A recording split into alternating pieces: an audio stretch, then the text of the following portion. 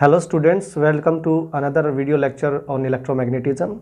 As you know very well that in the last video lessons we discussed a basic rule of electromagnetism, that is Biot-Savart's law, and this rule is compared with Coulomb's law in electrostatics. And after that we completed some applications which are based on the Biot-Savart's law, and then we try to find out the magnetic field induction at due to a straight wire, due to a circular loop on the center of the circular loop, and finally we studied about the magnetic field induction on any axis on the axis of a circular loop at any point P. Okay, now we are introducing another important law of electromagnetism, that is Ampere's circuital law. First of all, let me tell you, this law is compared with Gauss's law in electrostatics. तो जैसे electrostatics के अंदर जो role Gauss's law play करता था, that same role is played by Ampere circuital law in electromagnetism. ठीक है, तो मैं यहाँ पे लिख देता हूँ, this law is compared by Gauss's law in electrostatics. ठीक है, इलेक्ट्रोस्टैटिक यस लिख देता हूँ यहाँ पे मैं. क्लियर है? तो कैसे होता था गॉसेस लॉ, आपको पता है. मैं पहले कंपैरिजन करके दिखाऊंगा, तो उस कंपैरिजन से पहले भी, ठीक है, चलो मैं पहले कंपैरिजन करते हैं. देखो क्या है गॉसेस लॉ में, हमने क्या पढ़ा था. गॉसेस लॉ के अंदर हम पढ़ते थे इंटीग्रेशन ओवर क्लोज सरफेस आता था यहाँ पे. ठीक है, तो इंटीग्रेशन जो लिया जाता था वो सरफेस के ऊपर लिया जाता था. उसके बाद गॉसेस लॉ के अंदर हम लोग electric field intensity find out किया करते थे, और गॉसियन सरफेस का छोटा सा पोर्शन होता था उसको हम लोग ds वेक्टर से क्या करते थे, रिप्रेजेंट करते थे. ठीक है, तो इसमें हो गया the left hand part of Gauss's law states that integration over close surface S E for electric field intensity due to any source of charge, and ds is small surface area of Gaussian surface. ठीक है, it is equal to, वो होता था 1 over epsilon not times, यहाँ आता था charge enclosed by the Gaussian surface. ठीक है, तो गॉसेस लॉ के अंदर जो सरफेस ली जाती थी, that surface is called Gaussian surface. उस सरफेस को हम क्या बोलते थे, गॉसियन सरफेस बोला जाता है. वेयर है जब आप एम्पियर ये जो आपके पास एम्पियर सर्कुटल लॉ है, इसके अंदर जो सरफेस लोगे उसको कहा जाएगा एम्पिरियन लूप बोला जाएगा. ठीक है, loop and surface are different. ठीक है, लूप और सरफेस थोड़ी सी अलग होती है, मैं जस्टिफाई करूंगा इस चीज़ को. देखो पहले, ठीक है, यहाँ तक क्लियर है. यहाँ 1 और एप्सिलॉन नॉट हो गया. यहाँ इधर हम लोग लेते थे total charge enclosed by the Gaussian surface. ठीक है, अगर आपको थोड़ा रिवाइज करूँ तो ऐसा कुछ होता था कि मान लेते क्यू नोट चार्ज यहाँ पे रखा होता था. इस क्यू नोट चार्ज से लेट वी से r डिस्टेंस के ऊपर आप कोई पॉइंट लेते थे, ये p पॉइंट था. ठीक है, अगर इस p पॉइंट के ऊपर electric field intensity find out करनी होती थी गॉसेस लॉ की हेल्प से, तो सबसे पहले इस p पॉइंट को कंसीडर करते हुए हम लोग एक गॉसियन सरफेस खींच देते थे. ठीक है, फिर हम बोलते थे इस गॉसियन सरफेस का पहले छोटा सा एरिया कंसीडर करते थे. अगर ये गॉसियन सरफेस स्फेरिकल सरफेस है तो इसका छोटा सा एरिया ये वाला हो गया, जिसको मैं सेडिड कर रहा हूँ. इस छोटे एरिया को हम लोग इलेक्ट्रोस्टैटिक्स में ds वेक्टर से लिखते थे, और ये ds वेक्टर होता था normal drawn on this vector times of magnitude of ds, इसके बराबर होता था. ठीक है, और इस small ds area element vector की डायरेक्शन होती थी नॉर्मली आउटवर्ड, तो नॉर्मल से हम लोग इसकी डायरेक्शन दिखा देते थे. क्लियर है? ओके, उसके बाद क्या करते थे हम लोग, सबसे पहले छोटा सा एरिया कंसीडर किया, फिर उसको कंप्लीट एरिया की वजह से electric field intensity find out करने के लिए उसका इंटीग्रेशन कर देते थे. यहाँ ये जो साइन इंटीग्रेशन के ऊपर आपने सर्कुलर साइन लगा रखे, इसका मतलब होता था इंटीग्रेशन ओवर क्लोज. अगर वो क्लोज लूप भी हो सकता है, अगर वो सरफेस है तो क्लोज सरफेस बन जाती थी. ठीक है, और total charge enclose by the Gaussian surface, तो गॉसियन सरफेस के अंदर टोटल एनक्लोज चार्ज कितना हो गया, क्यू नोट के बराबर होता था. क्लियर है? तो ये हो गया, this is mathematical formulation of Gauss's law. ठीक है, इसी के अकॉर्डिंग अगर मैं एम्पियर सर्कुटल लॉ की आपको गॉसेस मैथमेटिकल फॉर्म बताता हूं, तो मैथमेटिकल फॉर्म देखो, कंपेयर करते जाना. एम्पियर सर्कुटल लॉ के अंदर भी क्या आता है, इंटीग्रेशन आता है. क्लियर है? जैसे गॉसेस लॉ में आता था, लेकिन यहाँ इंटीग्रेशन ओवर क्लोज, यहाँ सरफेस पे आता था, यहाँ आता है इंटीग्रेशन ओवर क्लोज लूप. ठीक है, लूप क्या होता है, देखो मैं आपको दिखा रहा हूं. ऐसे एक फिगर को हम लोग क्या बोलते हैं, लूप बोला जाता है. ठीक है, मतलब हुआ क्या, लूप क्या हुई, एक वायर जिसको सर्कुलर सर्कल बना दिया गया है, वो क्या कहलाती है, लूप कहलाती है. क्लियर है? तो सरफेस आपको अलग पता हो गया, लूप ऐसी कोई चीज होगी, ठीक है। तो जनरली होगा क्या, आपके पास एक करंट कैरिंग वायर होगी, लेट वी से ये मार्कर मैंने बता दिया कि let current is flowing in a wire from down to up direction, ठीक है। बॉटम से अप डायरेक्शन की तरफ क्या कर रहा है, डाउन से अप डायरेक्शन में करंट फ्लो कर रहा है। और इस करंट कैरिंग वायर के अराउंड अगर लूप कंसिडर करना होगा तो मैं इसको ऐसे कंसिडर कर लूंगा, ठीक है। तो ये जो आपको येलो कलर का पेपर यहाँ पे दिखाई दे रहा है, ये this would be considered as close loop, ये क्या माना जाएगा, क्लोज लूप, ठीक है। क्लोज लूप में हैव एनी साइज, ठीक है। क्लोज लूप थोड़ा बड़ा भी हो सकता है, ठीक है, थोड़ा छोटा भी हो सकता है और बहुत छोटा भी हो सकता है, डिपेंड करता है हम लोग उस क्लोज लूप को कितना बड़ा, मतलब किस पॉइंट के ऊपर लेते हैं, ठीक है। जैसे यहाँ पे डिपेंड कर रहा था कि पी पॉइंट अगर नजदीक लेते हैं तो ये क्लोज सरफेस छोटी बनती, अगर पी पॉइंट दूर लिया जाता तो क्लोज सरफेस क्या बनती, बड़ी बनती। क्लियर है। तो फर्स्ट थिंग क्लियर हो गई, integration over close loop, okay. उसके बाद आता है, यहाँ आ रहा है EDS, तो वहाँ आता है इलेक्ट्रिक फील्ड की जगह मैग्नेटिक फील्ड आ जाता है, तो मैग्नेटिक फील्ड इंडक्शन भी से डिनोट करते हैं। डॉट प्रोडक्ट लेंगे, यहाँ स्मॉल सरफेस एलिमेंट के साथ DS दिया गया था, यहाँ लूप एलिमेंट, इसको बोलते हैं लेंथ एलिमेंट के साथ, तो लेंथ एलिमेंट हो जाता है DL के बराबर, ठीक है। जैसे सरफेस का छोटा सा पॉइंट DS वेक्टर कहलाता है ना, ऐसे ही मान लेते उस लूप को मैं ऐसे बना देता सर्कुलर लूप को, तो इसका छोटा सा एलिमेंट कहलाता है DL, ठीक है। और वो DL को हम क्या मान रहे हैं, वेक्टर क्वांटिटी मान रहे हैं। और उस DL की डायरेक्शन कैसे दिखाई जाएगी, ये जो आपने छोटा सा आइडियल एलिमेंट माना है, आइडियल नहीं है सॉरी, ये DL है सिर्फ, ठीक है। DL का मतलब ये सिर्फ लेंथ एलिमेंट है। बायो-सेवर्ट्स लॉ के अंदर आइडियल होता था, उसका मतलब होता था करंट एलिमेंट वेक्टर, ठीक है। एम्पियर सर्किट लॉ में करंट एलिमेंट वेक्टर नहीं होता, सिर्फ क्या होता है, लेंथ एलिमेंट वेक्टर। क्लियर है। उस लेंथ एलिमेंट वेक्टर की डायरेक्शन कैसे दिखाई जाती है, जिस पॉइंट के ऊपर सर्कुलर लूप के जिस पॉइंट के ऊपर वो करंट एलिमेंट माना गया वहां पे क्या ड्रॉ करके, टेंजेंट ड्रॉ करके डायरेक्शन दिखाई जाती है, ठीक है। अगर ये छोटा सा DL वेक्टर आप इस पॉइंट पे कंसीडर करते तो इसकी डायरेक्शन दिखाई जाती है इस डायरेक्शन के अंदर, ठीक है। अगर यहाँ कंसीडर करते तो इसकी डायरेक्शन दिखाई जाती है लेट से इस डायरेक्शन के अंदर। तो the direction of small length element vector would be given by the tangent drawn on that point, उस पॉइंट के ऊपर क्या ड्रॉ करके, टेंजेंट ड्रॉ करके दिया जाता है, ठीक है। तो E.ds बन गया एम्पियर सर्किट लॉ में B.dl, it is equal to, ठीक है, यहाँ आ रहा है 1/ε0, ठीक है। तो इलेक्ट्रोस्टैटिक्स के अंदर ε0 एक कांस्टेंट होता है, जिसको कहा जाता है इलेक्ट्रिकल परमिटिविटी, ठीक है।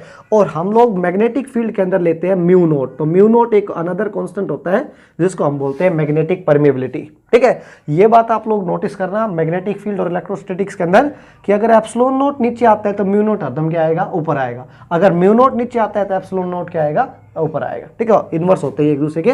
यहाँ आता है चार्ज एनक्लोज। चार्ज एनक्लोज का मीनिंग क्या होता था एक्चुअली में, अगर इसको गॉसेस लॉ से समझाऊं तो इलेक्ट्रिक फील्ड को प्रोड्यूस करने वाला यहाँ पे सोर्स आता था, ठीक है। तो यहाँ इलेक्ट्रिक फील्ड को सेटअप करने वाला सोर्स क्या होता है, चार्ज। ऐसे ही मैग्नेटिक फील्ड को प्रोड्यूस करने वाला यहाँ सोर्स आ जाएगा, और मैग्नेटिक फील्ड को सेटअप करने वाला यहाँ जो हम लोग इलेक्ट्रोमैग्नेटिज्म पढ़ रहे हैं तो उसके अंदर एक करंट कैरिंग वायर ही मैग्नेटिक फील्ड सेटअप करती है, ठीक है। यहाँ करंट एनक्लोज लिखा जाता है, यहाँ करंट एनथ्रेड लिखा जाता है। एनथ्रेड का मतलब भी लगभग वही चीज है कि क्लोज करता है जो करंट। क्लियर है। तो कंपैरिजन से आपको पता चल गया, कंपैरिजन करने से क्या बेटर होता है फिजिक्स के अंदर, हमें चीजें ना रिलेट करनी आती जाती है, ठीक है। जैसे हमने यहाँ पे रिलेट किया कि यहाँ राइट हैंड साइड के अंदर the source of electric field would be taken, तो इलेक्ट्रिक फील्ड का सोर्स हो गया चार्ज। तो यहाँ हमने कहा यहाँ राइट हैंड साइड के अंदर the source of magnetic field induction would be taken, तो वो हो गया आपके पास करंट। क्लियर है। नाउ मैं कुछ बेसिक समझाऊंगा, उसके बाद इस एम्पियर सर्किट लॉ को ड्राइव करेंगे, ठीक है, डेरिवेशन बताएंगे, ठीक है। लेट्स स्टार्ट करते हैं। लूप के बारे में आपका थोड़ा पता चल गया है, तो आगे हम लोग स्टार्ट कर रहे हैं मैग्नेटिक फील्ड इंडक्शन के बारे में। देखो क्या है, सबसे पहले एम्पियर सर्किट लॉ का प्रूफ देने से पहले आपको दो चीज़ें समझनी पड़ेंगी, ठीक है। प्रूफ हम बाद में समझेंगे, उससे पहले देखो इस बात को समझना कि यहाँ में दो चीज़ें इंपॉर्टेंट हो गई एम्पियर सर्किट लॉ के अंदर, ठीक है। गॉसेस लॉ के भी हमने बता दिया है, कंपैरिजन करके बताना था, हटा देते हैं इसको, ठीक है। सबसे पहली चीज़ क्या है कि if wire current carrying wire, आपके पास ये करंट कैरिंग वायर थी, let current is flowing in this wire in upward direction, ठीक है। From let we say x to y direction में करंट क्या कर रहा है, फ्लो कर रहा है, ठीक है। तो जब भी when wire is lying in plane of board, ठीक है, जब वायर है वो बोर्ड के प्लेन में है, in that case your circular loop would be perpendicular to the plane of board. ठीक है, तो आपका जो सर्कुलर लूप है ना वो प्लेन ऑफ बोर्ड के क्या मिलेगा, परपेंडिकुलर। समझ पा रहे हो? ठीक है, मैंने इसको ऐसे करके बोर्ड के परपेंडिकुलर रख रहा हूं मैं इसको। ठीक है, तो इसको अगर ड्रॉ करना होगा मेरे को तो मैं ऐसे ड्रॉ करूंगा। मान लेते हैं इस करंट कैरिंग वायर के अराउंड मेरे को सर्कुलर एम्पीरियन लूप ड्रॉ करना है। एम्पीरियन लॉ पढ़ रहे हैं ना हम लोग, तो एम्पीरियन लूप ड्रॉ करना है तो ऐसे ड्रॉ करूंगा मैं। क्लियर है? ओके, सेकंड थिंग क्या होगा, अगर आपकी वायर है ना वो perpendicular to the plane of board, ऐसे इसमें क्या था, when wire is in plane the circular loop would be perpendicular to the plane of board. Clear है? Now the in the second case when wire is perpendicular to the board, जब wire perpendicular to the क्या है, board है। ठीक है, तो wire perpendicular to the board दो तरीके से हो सकती है।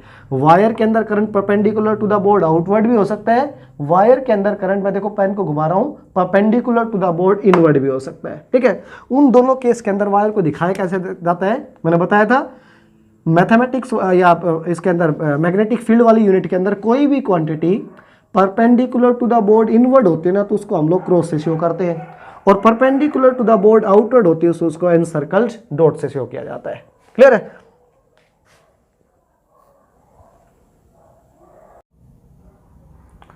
ओके स्टूडेंट, तो जब आपके पास करंट कैरिंग वायर है, if that wire is place perpendicular to the board and current in that wire enters the board, that is perpendicular to the board inward हो या perpendicular to the board outward हो, उस case के अंदर loop दिखाई जाएगी plane of board के अंदर। ठीक है, तो देखो अगर मैं इस मार्कर को लेटवी से मैं मान लेता हूं कि करंट कैरिंग वायर है ये। ठीक है, और इसके अंदर perpendicular to the board inward जा रहा है, तो मार्कर तो बोर्ड के परपेंडिकुलर हो गया और जो लूप में दिखा रहा हूं ये लूप हो गया in the plane of board. ठीक है, सिमिलरली यहाँ पे अगर बोला जाए तो यहाँ मार्कर हो गया परपेंडिकुलर टू द बोर्ड और करंट फ्लो कर रहा है perpendicular to the board outward, तो ये लूप हो गया आपका प्लेन ऑफ बोर्ड के अंदर। ठीक है, तो मैं क्या कह रहा हूं आपको कि ये दोनों चीजें एक दूसरे के परपेंडिकुलर रहेंगी। कौन कौन सी चीजें? फर्स्ट थिंग परपेंडिकुलर रहेगी वो ये है कि आपके पास या तो आप ये कहोगे कि लूप, एम्पीरियन लूप और करंट कैरिंग वायर अगर प्लेन ऑफ बोर्ड में है तो लूप परपेंडिकुलर रहेगी, और अगर current carrying wire perpendicular to the board है तो लूप रहेगी in the plane of board. ये दो चीजें आपको समझनी है। ठीक है, उसके बाद हम लोग इसका प्रूफ देंगे। ठीक है, तो ये दोनों चीजें आपको क्लियर है, तो अब हम प्रूफ देते हैं। पहले स्टेटमेंट बताते हैं बायो-सेवर्ट्स लॉ कहता क्या है। जो आपने मैथमेटिकली लिखा था उसको अगर हम लोग स्टेटमेंट में बोलेंगे तो कैसे बोलेंगे, तो देखो फर्स्ट हम लिख रहे हैं स्टेटमेंट ऑफ बायो-सेवर्ट्स लॉ।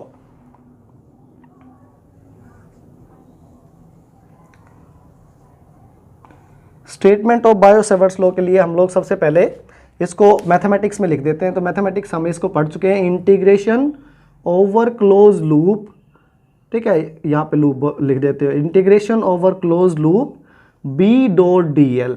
ठीक है, बी यहाँ पे है magnetic field induction, D L है यहाँ पे small length element of Amperian loop का एक छोटा सा length element. It is equal to mu naught times, mu naught होता है magnetic permeability in free space या वैक्यूम, मैग्नेटिक बोल देता हूं उसको मैं, मैग्नेटिक के लिए एमएजी लिख देता हूं,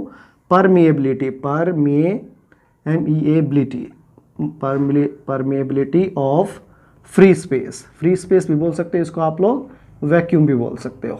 क्लियर है?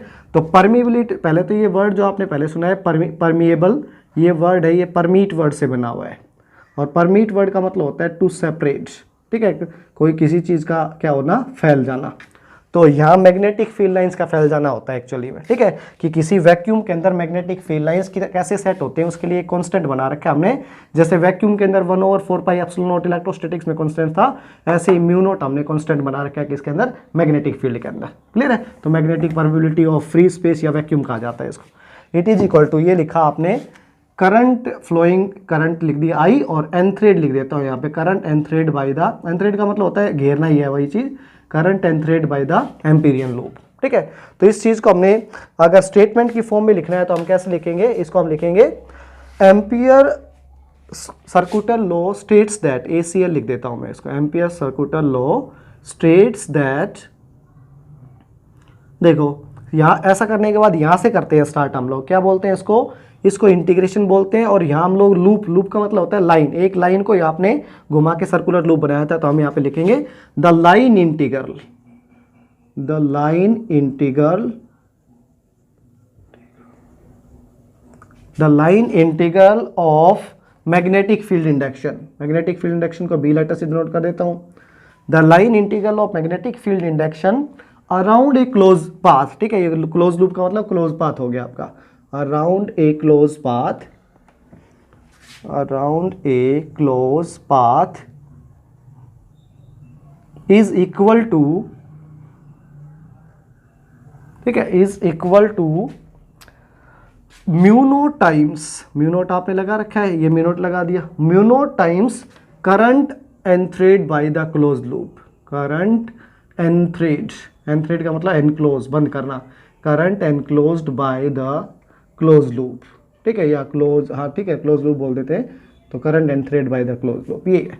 तो ये स्टेटमेंट एग्जैक्टली आपने वैसे लिखा है जैसा मैथमेटिक्स में लिखा हुआ है, इंटीग्रेशन ओवर क्लोज लूप बोल दो या इसको लाइन इंटीग्रल बोलते हैं। एक्चुअली में क्या होता है, देखो मैं समझाता हूँ, जब हम पहले मतलब जब ये लूप वगैरह, सरफेस वगैरह, वॉल्यूम वगैरह नहीं लिखे जाते थे, उस केस के अंदर अगर किसी भी ऑब्जेक्ट के ऊपर एक इंटीग्रेशन का साइन लगाया जाता था, उसको बोला जाता था लाइन इंटीग्रल, एक इंटीग्रेशन का साइन लगा देते थे, ठीक है। किसी के ऊपर डबल इंटीग्रल साइन लगा देते थे, पहले की नोटेशन मतलब अर्लियर नोटेशन ऑफ फिजिक्स बता रहा हूँ मैं, वहाँ पे बोल दिया जाता था सरफेस इंटीग्रल बोलते थे उसको, मतलब सरफेस के ऊपर इंटीग्रेशन की जाती थी। और अगर तीन इंटीग्रेशन साइन आप लगा देते थे तो उसको कहा जाता था वॉल्यूम इंटीग्रल। उसके बाद फिजिक्स के अंदर कुछ चेंजेज आए या मैथमेटिक्स के अंदर कुछ नोटेशंस के अंदर चेंजेज आए, और उस नोटेशंस के चेंजेस के साथ साथ ये जो नोटेशन है ना ये भी पुराने हो गए, और इनके साइन ले लिया। हम लाइन के लिए एल लगा देते हैं, एल लिख देते हैं, सरफेस के लिए एस लिख देते हैं, और वॉल्यूम के लिए क्या लिख दिया जाता है, वी लिख दिया जाता है। तो ये वाले साइन अब क्या हो गए, ऑब्सोलीट हो गए। ऑब्सोलीट वर्ड का मतलब होता है अप्रचलित, मतलब they become old fashion now, ठीक है, ये ओल्ड फैशन बन गए। अब आगे बढ़ते हैं, ओके आगे बढ़ते हैं। तो उससे पहले एक और चीज़ चाहिए, जब भी हम एम्पीरियन लूप बनाएंगे, जैसे हमने गॉसियन सरफेस बनाते थे, तो एम्पीरियन लूप में अपने टॉपिक के अंदर most of time let we say मैं एम्पीरियन लूप ब्लैक ये रेड पेन से रिप्रेजेंट करूंगा, ठीक है।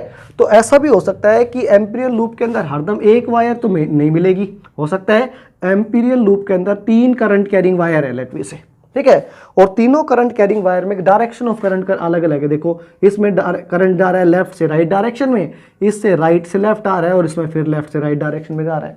तो और लेट मी से इससे करंट था I1, इससे I2 करंट फ्लो कर रहा था, और इससे I3 करंट फ्लो कर रहा था। और आपको निकालना क्या था, आपको यहाँ निकालना है टोटल एनथ्रेड करंट। टोटल और जोड़ देता हूँ मैं, अगर if Amperian loop enthread more than one wire, in that case the total enthread current would be given by a special sign convention। तो हम एक स्पेशल साइन कन्वेंशन यूज करेंगे। अब इसमें साइन कन्वेंशन क्या है, करंट का हम लोग सेंस लेके चलते हैं कि एक डायरेक्शन में करंट होता है ना, तो उसको पॉजिटिव लेते हैं, दूसरे डायरेक्शन में होता है नेगेटिव। ये आपने किस में पढ़ा था, किरचॉफ्स करंट रूल में भी सीखा था कि अगर एक जंक्शन से जो करंट जंक्शन की तरफ आता है, उस करंट के साथ आप कैसा साइन लेते थे, मैथमेटिक्स के अंदर पॉजिटिव साइन लिया जाता था। और जो करंट जंक्शन को छोड़ के जाता है उसके साथ कैसा लेते थे, लेट मी से I2 करंट यहाँ से गया है, I1 और I3 करंट यहाँ से आया था, तो I1 और I3 करंट के साथ तो आपने जंक्शन की तरफ आने वाले करंट को पॉजिटिव लेते थे, जंक्शन से जाने वाले करंट को क्या लिया जाता था, नेगेटिव। तो वैसे ही एक साइन कन्वेंशन यहाँ भी यूज करना पड़ेगा। अब इन I1, I2, I3 में से I1 और I3 करंट है ना, उनकी डायरेक्शन तो सेम है।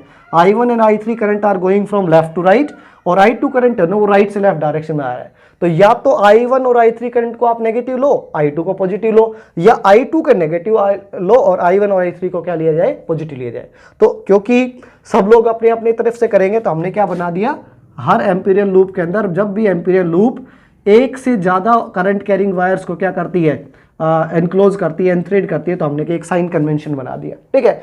साइन कन्वेंशन के अकॉर्डिंग क्या करें, देखो मान लेते हैं ये जो एम्पीरियन लूप है ना, इस एम्पीरियन लूप के अंदर इस एम्पीरियन लूप की भी एक डायरेक्शन ले ली जाती है, और वो डायरेक्शन ऑफ एम्पीरियन लूप ले ली मैंने एंटी क्लॉकवाइज डायरेक्शन के अंदर, ठीक है। इस चीज को समझना, मैं इसको परपेंडिकुलर करके दिखा रहा हूं। ऐसे तो आपके पास एम्पीरियन लूप था, ये वाला रेड कलर वाला, ठीक है, इसके अंदर करंट, इस एम्पीरियन लूप की आपने डायरेक्शन ले ली एंटी क्लॉकवाइज डायरेक्शन में, ठीक है। और इसमें 3 करंट कैरिंग वायर है, उन करंट कैरिंग वायर में तीनों में, ठीक है, 2 में करंट है perpendicular to the board inward, तो दोनों में perpendicular to the board inward दिखाने के लिए आपने एक I1 और एक I3 लिख दिया। और जब करंट को perpendicular to the board inward दिखाया जाता है तो क्रॉस साइन लगा देते हैं, ठीक है। जब एक current perpendicular to the board outward दिखाना है, तो perpendicular to the board outward दिखाने के लिए उस करंट को आपने एनसर्कल डॉट लगा दिया और उसको लिख दिया आपने I2।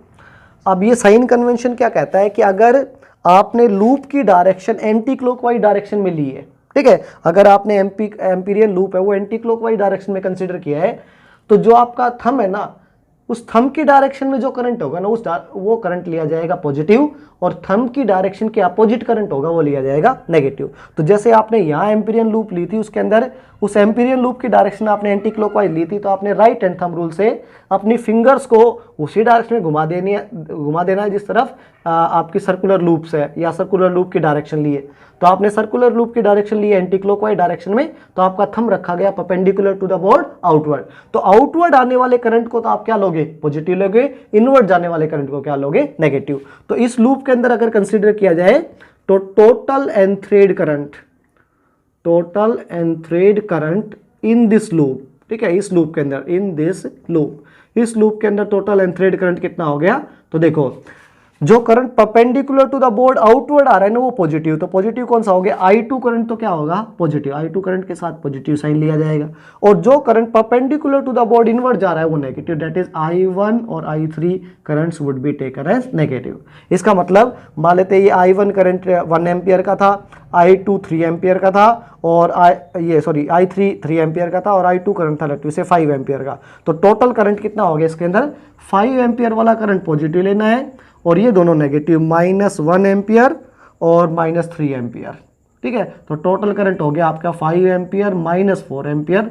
तो total enthread current by the Amperian loop आ जाएगा 1 एम्पियर के बराबर। ये साइन कन्वेंशन, ठीक है। तो साइन कन्वेंशन को एक बार रिपीट करें तो अगर आपकी एम्पिरियन लूप है उसकी डायरेक्शन एंटी क्लॉकवाइज है या किसी भी डायरेक्शन में है, अगर आप उसी डायरेक्शन के अंदर अपनी फिंगर्स को कर्ल कर देते हो तो thumb will give the positive direction of current, ठीक है, करंट की पॉजिटिव डायरेक्शन को रिप्रेजेंट करेगा, ठीक है। अगर किसी एम्पीरियन लूप के अंदर एम्पीरियन लूप की डायरेक्शन आपने क्लॉकवाइज ले ली है तो perpendicular to the board inward current होगा ना वो पॉजिटिव लिया जाएगा, perpendicular to the board outward होगा वो नेगेटिव लिया जाएगा। Now we will give the proof of Ampere circular law, that is ACL law का प्रूफ हम स्टडी करेंगे, ठीक है। नेक्स्ट वीडियो में कंसिडर कर रहा हूं, देखो इसको। ओके स्टूडेंट, नेक्स्ट हम पढ़ रहे हैं proof of Ampere circular law. क्या कहता है, देखो proof of Ampere circular law. इस एम्पियर सर्कुलर लॉ का प्रूफ लेने के लिए we are starting from the left hand side of the rule, ठीक है। इस मैथमेटिकल स्टूडेंट की लेफ्ट हैंड साइड हम लोग क्या कंसिडर कर रहे हैं, मैथमेटिकल जो आपका है मैथमेटिकल एक्सप्रेशन है इसका लेफ्ट हैंड साइड कंसिडर कर रहे हैं। लेफ्ट हैंड साइड क्या गिवन है, integration over close loop, clear है, B.dl ये दे रखा है, क्लियर है। इसी से हम स्टार्टिंग करेंगे। तो इसके प्रूफ देने के लिए मैं क्या मान रहा हूँ, लेट वी से उससे पहले हमने एक रिजल्ट निकाल चुके हैं, उसी रिजल्ट का यूज करेंगे, ठीक है। हमने बायो-सेवर्ट्स लॉ के एक रिजल्ट निकाला था कि current carrying in a straight wire, अगर आपके पास एक इनफाइनाइट स्ट्रेट वायर है उसके अंदर I करंट फ्लो कर रहा है, ठीक है, और मान लेते हैं उस वायर से R डिस्टेंस के ऊपर आपने क्या ले लिया, एक P पॉइंट ले लिया, ठीक है। इस P पॉइंट को कंसिडर करते हुए इस पूरी वायर की वजह से मैग्नेटिक फील्ड इंडक्शन आपने निकाला था, तो वो मैग्नेटिक फील्ड इंडक्शन यहाँ पे लिख देता हूँ, we know that the magnetic field induction due to straight wire carrying current according to Biot Savart's law is given by μ0I divided by 2πr। ये आपका बायो-सेवर्ट्स लॉ का रिजल्ट था स्ट्रेट करंट कैरिंग वायर के लिए, ठीक है। तो इस स्ट्रेट करंट कैरिंग वायर के लिए हमने क्या मान लिया, magnetic field induction P point पे ऑलरेडी नोन है हमारे पास, ठीक है। हमें तो प्रूफ बताना है, मतलब लेफ्ट हैंड साइड लेके चलनी है, राइट हैंड साइड प्रूव करके दिखानी है, ठीक है। तो इसका प्रूफ देने के लिए हमने क्या किया, P पॉइंट को कंसिडर करते हुए क्या खींच दिया, एक एम्पीरियन लूप खींच देंगे। आपको बताया था कि अगर वायर है वो प्लेन ऑफ बोर्ड में है तो आपका एम्पीरियन लूप होगा ना वो perpendicular to the plane of board मिलेगा। बंद करूं मैं एक बार। ओके स्टूडेंट, तो हम P पॉइंट के ऊपर magnetic field induction find out कर चुके थे, बायो-सेवर्ट्स लॉ की हेल्प ली थी, और bio-Savart's law straight current carrying conductor के लिए मैग्नेटिक फील्ड इंडक्शन आता है, इनफाइनाइट कंडक्टर के लिए आता है μ0I डिवाइडेड बाई 2πr। इस रिजल्ट को आप ऑलरेडी बायो-सेवर्ट्स लॉ की फर्स्ट एप्लीकेशन में फाइंड आउट कर चुके हो, ठीक है। अब हमें क्योंकि एम्पियर सर्कुलर लॉ की लेफ्ट हैंड साइड ली है तो मैग्नेटिक फील्ड इंडक्शन तो आ गया, DL और लेना है, तो DL किसका लेना है ये बात कंसिडर करना पहले, ठीक है।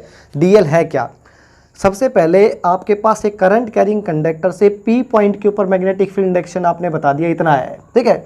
अब होगा क्या, जिस P पॉइंट के अराउंड हम मैग्नेटिक या जिस P पॉइंट पर हम magnetic field induction find out कर रहे हैं, एम्पियर सर्कुलर लॉ क्या कहता है कि उस पी पॉइंट को कंसीडर करते हुए एक लूप हम लोग ऐसे ड्रॉ कर देते हैं, ऐसा लूप बना दी मैंने।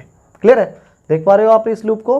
ठीक है, तो इस लूप के अंदर ये लूप कैसे है, ये लूप पी पॉइंट से क्या हो रही है, गो थ्रू जा रही है, पास हो रही है पी पॉइंट को टच करके। तो पी पॉइंट यहाँ पे यहाँ था आपका। अब देखो इस पी पॉइंट के ऊपर अगर इस लूप का छोटा सा लेंथ एलिमेंट ले लेता हूँ मैं, ठीक है, यहाँ मैंने बताया लेंथ एलिमेंट को किससे डिनोट किया जाएगा, dl वेक्टर से, लेंथ एलिमेंट वेक्टर होगा, ठीक है, और इसकी डायरेक्शन होगी उस लूप के टेंजेंशियली। ठीक है, टेंजेंशियली का मीनिंग समझना, देखो अगर ये लूप ऐसे होता, प्लेन ऑफ बोर्ड में होता, और फिर मैं ये जो वायर है, इस वायर को अंदर लेट वे से मैं करंट मान लेता हूँ, इस वायर में करंट है perpendicular to the board outward. ठीक है, तो वायर तो मैं दिखाता एनसर्कल डॉट से, मतलब वायर में करंट हुआ, मैग्नेटिक करंट हुआ perpendicular to the board outward. Wire के अराउंड आर रेडियस की एक क्या कंसिडर की, लूप कंसिडर की। इस लूप को हम क्या बोल रहे हैं, इस लूप को बोल रहे हैं हम लोग इस पर्टिकुलर टॉपिक के अंदर एम्पीरियन लूप, ऐसे बोल रहे हैं। क्लियर है। सेकंड थिंग, आपने इस एम्पीरियन लूप का छोटा सा DL element, DL length element consider किया। क्लियर है।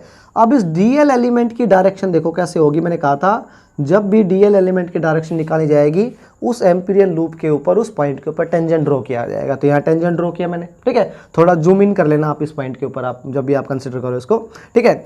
उसके बाद अगर किसी वायर के अंदर current perpendicular to the board outward है तो राइट हैंड रूल के अकॉर्डिंग मैग्नेटिक फील्ड इंडक्शन होगा, या ऐसे बोल दो राइट हैंड पाम रूल के अकॉर्डिंग उस पी पॉइंट के ऊपर मैग्नेटिक फील्ड इंडक्शन की डायरेक्शन बनाने के लिए पाम रूल क्या कहता है कि थंब को उस साइड कर दो जिस साइड करंट है। या करंट कैसे था, perpendicular to the board outward था, तो मैंने थंब को तो perpendicular to the board outward कर दिया, और जिस साइड पी पॉइंट है उस तरफ कंसिडर करते हुए आधी फिंगर्स को कर्ल कर देंगे, तो क्या हो जाएगा, डायरेक्शन ऑफ मैग्नेटिक फील्ड, देखो बी की डायरेक्शन और डायरेक्शन ऑफ डीएल वेक्टर दोनों क्या हो गई, सेम डायरेक्शन के अंदर हो जाएंगे। ठीक है, तो हम लोग लेफ्ट हैंड साइड लेके चल रहे हैं इसका। ठीक है, तो लेफ्ट हैंड साइड में बी की वैल्यू पुट कर देते हैं। पहले तो मैं इसको खोल देता हूं, तो क्या हो जाएगा, देखो integration as it is over close loop as it is, integration over close loop as it is. B dot DL को डॉट प्रोडक्ट को जब हम लोग एक्सपेंड करते हैं तो क्या आता है, vector A vector that is B का मैग्नीट्यूड। ठीक है, ओके, उसके बाद आता है डीएल का मैग्नीट्यूड, और कौन सा थीटा आता है डॉट प्रोडक्ट के अंदर, कोस थीटा आता है। ठीक है, यहाँ कोस थीटा जो आपने लिखा है उसके वहाँ जो थीटा है, theta is angle between length element vector DL और मैग्नेटिक फील्ड इंडक्शन के बीच का एंगल है, उसको हम लोग थीटा बोल रहे हैं। क्लियर है, तो ये थीटा एंगल हो गया। तो यहाँ आप क्या देख पा रहे हो कि मैग्नेटिक फील्ड इंडक्शन बी की डायरेक्शन और डीएल की डायरेक्शन टेंजेंट के होंगे, दोनों टेंजेंशियल है।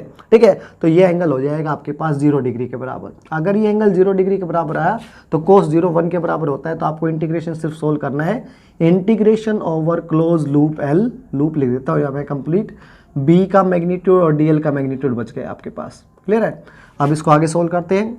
तो हम लोग integration as it is close loop के ऊपर एज इट इज, सबसे पहले मैग्नेटिक फील्ड इंडक्शन की वैल्यू रख देते हैं, वो आई आपके पास mu naught I divided by 2 pi r के बराबर। उसके बाद आया था डीएल। ठीक है, तो डीएल को मैं एज इट इज रख लेता हूँ।